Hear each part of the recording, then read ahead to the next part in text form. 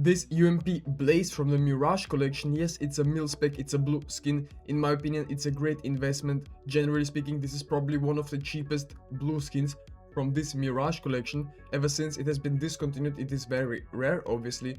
There's not a lot of demand for it, so not a lot of people actually talking about. For example, this one is in a 0.007 condition, and it's currently selling for 53 euros on the Steam community market. Yes, this is the 0.007 condition.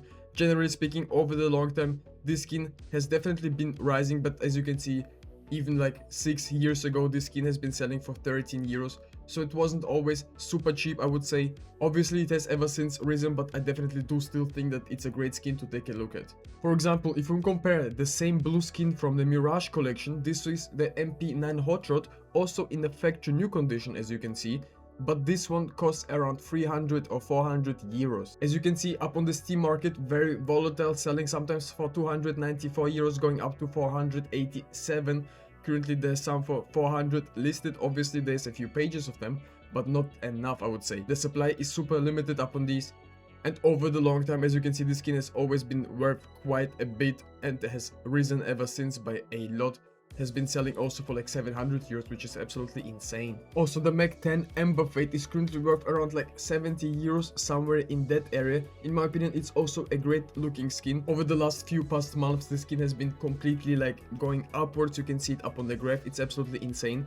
Obviously, it's probably better for trade-ups and stuff, this skin, for the Mirage Collection. Obviously, with the older collections and stuff, generally speaking, the blue skins sometimes are way more rare than pink or purple skins. Sometimes the prices upon these are way better, so the cheapest alternative to get into the Mirage Collection would be the Mach 7 Bulldozer, selling for only 50 euros on the Steam community market, which is very cheap in my opinion. UU Skins is a CS2 skin store where you can buy CS2 skins with instant delivery. Generally speaking, it's a great store and the prices are very fair in my opinion. A lot of good deals here. Your payments and deliveries are completely protected, which is a very good sign, and the items are delivered to you within just 10 minutes without a trade lock, obviously. Millions of skins listed, from very expensive gloves and skins all the way down to cheap skins, so there's a huge variety, which I absolutely love about it. Also, a lot of prices are 15 or more % under the current market value. I found this beauty 0.0008. It will take us just a few minutes and we'll receive our skin. Just like that, we got our skin. Check the link in the description. The Galil AR Signal from the Danger Zone collection is also a great skin to take a look at right now. I mean, obviously the Danger Zone collection may not be the most desirable one, and we're taking a look here at some minimal wear skins, but I think down the line, especially once the supply decreases, these skins will have a lot of potential. Obviously they're not the most expensive ones, it's kind of budget investment for me. Also, the Negev Wallbang is not a very expensive skin, currently selling on third-party websites for what, around like 10 to 12 cents, somewhere in that area. On the Steam community markets, it's slightly more expensive, 19 cents to be exact.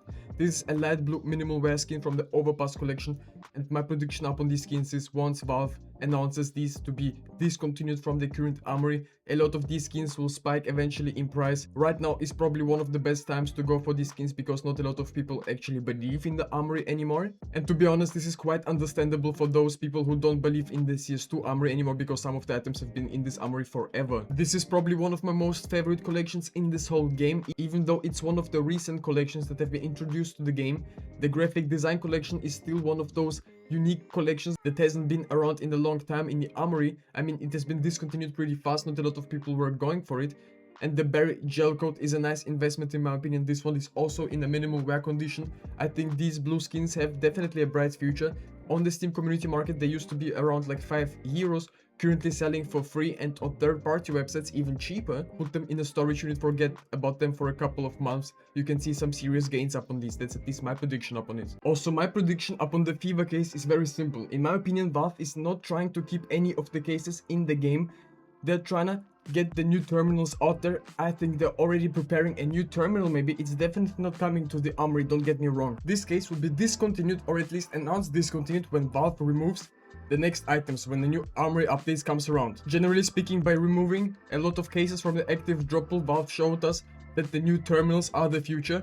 The terminals will not for sure be in the Armory, and also they will be only in the active drop pool probably, by the looks of things, and most likely we'll never see any cases again. There could be operations because Valve actually relied on cases a lot So the new operations might have some similar things like cases or something, who knows? Generally speaking, I can't lie, I absolutely love the elemental craft stickers, but with the time I see a big problem with it.